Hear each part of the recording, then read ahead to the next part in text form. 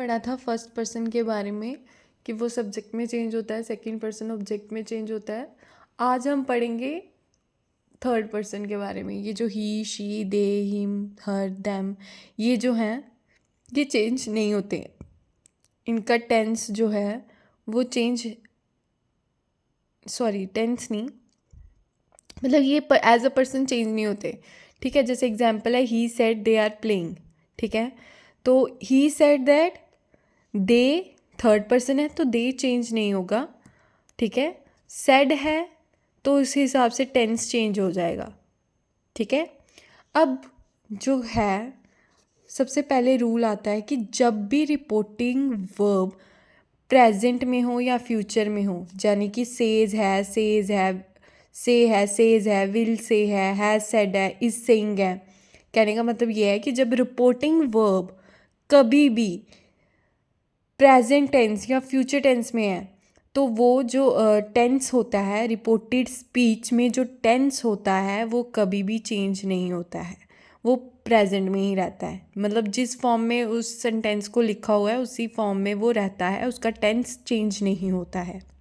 जैसे हमने यहाँ पे एक एग्जांपल दी है, he says I am hungry. ठीक है, तो यहाँ पे he says that, person first person change हो रहा है, पर्सन चेंज होगा, मैं सिर्फ कह रही हूँ कि टेंस चेंज नहीं होगा। जैसे फर्स्ट पर्सन है वो सब्जेक्ट में चेंज होगा तो ही आ गया, लेकिन ये प्रेजेंट टेंस में था ना ये रिपोर्टेड स्पीच, तो यहाँ पे भी ये प्रेजेंट में ही रहा। ही के हिसाब से इज आया एंड हंग्री। ठीक है, तो मतलब टेंस चेंज नहीं होगा, बाकी पर्सन बाकी चीज़ें चेंज होंगी, सिर्फ टेंस चेंज नहीं होगा। लेकिन अगर रिपोर्टिंग वर्ब पास्ट टेंस में है, यानी कि सेड है तो सेड टू है यहाँ, तो उस हिसाब से ये टेंस चेंज हो जाएंगे।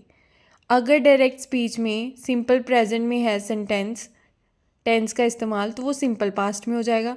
प्रेजेंट कॉन्टीन्यूज़ में है तो वो पास्ट कॉन्टीन्यूज़ में हो जाएगा। प्रेजेंट परफेक्ट होगा तो पास्ट परफेक्ट में जाएगा। प्रेजेंट परफेक्ट कॉन्टीन्यूज़ होगा तो पास्ट परफेक्ट कॉन्टीन्यूज़ में जाएगा। अगर सिंपल पास्ट है या फिर अगर सिंपल पास्ट है तो वो पास्ट परफेक्ट में जाएगा। पास्ट कॉन्टीन्यूज़ है तो वो पास्ट परफेक्ट कॉन्टीन्यूज़ में जाएगा। पास्ट परफेक्ट या फिर पास्ट परफेक्ट कॉन्टीन्यूज़ में अगर डायरेक्ट स्पीच में दे दिया जाता है तो उसका टेंस चेंज नहीं होगा। ये सारे बता रखे हैं कि इनडायरेक्ट स्पीच में कैसे होंगे, तो इनडायरेक्ट स्पीच में कैसे चेंज हो जाएंगे। ठीक है, विल में है तो वुड में चेंज हो जाएगा, कैन कुड में चेंज होगा, मे माइट में चेंज होगा। ठीक है, और कुछ और वर्ड्स होते हैं ये वाले, अगर डायरेक्ट स्पीच में हो तो वो इनडायरेक्ट स्पीच में ऐसे हो जाएंगे। जैसे नाउ की जगह देन आ जाएगा, टुडे की जगह दैट डे, यस्टरडे की जगह द प्रीवियस डे, टुमारो की जगह द नेक्स्ट डे, दिस क्या दैट। ठीक है, अब अगर असर्टिव सेंटेंस में सेड टू प्लस ऑब्जेक्ट है तो वो टोल्ड हो जाएगा। अगर सेज टू प्लस ऑब्जेक्ट है तो वो टेल्स हो जाएगा। सेंटेंस है he said comma inverted comma I will come tomorrow, तो हमने कॉमा इन्वर्टेड कॉमा हटा के क्या इस्तेमाल करना है, कंजक्शन, यानी कि दैट। तो फर्स्ट पर्सन है, आई सब्जेक्ट में चेंज होगा, ही में ही आ गया। ऑब्वियसली ये सेड में है, मतलब पास्ट टेंस का इस्तेमाल हो रहा है तो टेंस चेंज होगा। विल का क्या आएगा, वुड। कम टुमारो, टुमारो का क्या आता है, द नेक्स्ट डे। देखा, ऐसे ही आपको स्टेप बाय स्टेप जो हमने रूल्स पढ़े हैं वो हर एक सेंटेंस में अप्लाई करने हैं। अगर सेंटेंस आपको इंटेरोगेटिव में दिया है और सेड टू प्लस ऑब्जेक्ट है तो आस्क्ड आएगा, सेज टू प्लस ऑब्जेक्ट है तो आस्क आ जाएगा।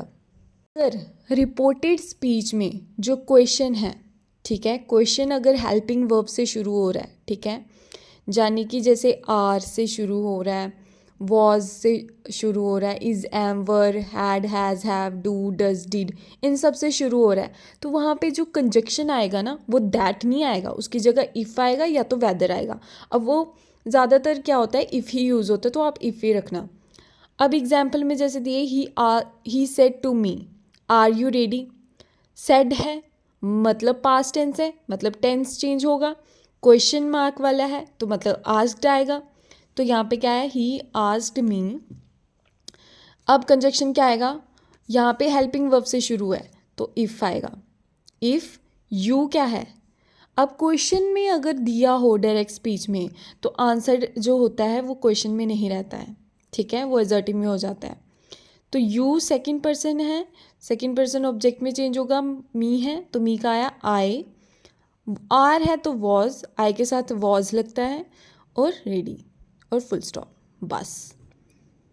आई होप आपको आज का ये वीडियो समझ आया हो। अगर आपको कोई भी डाउट है तो आप कमेंट सेक्शन में लिख सकते हैं, और ऐसी और वीडियोस के लिए फॉलो माय चैनल।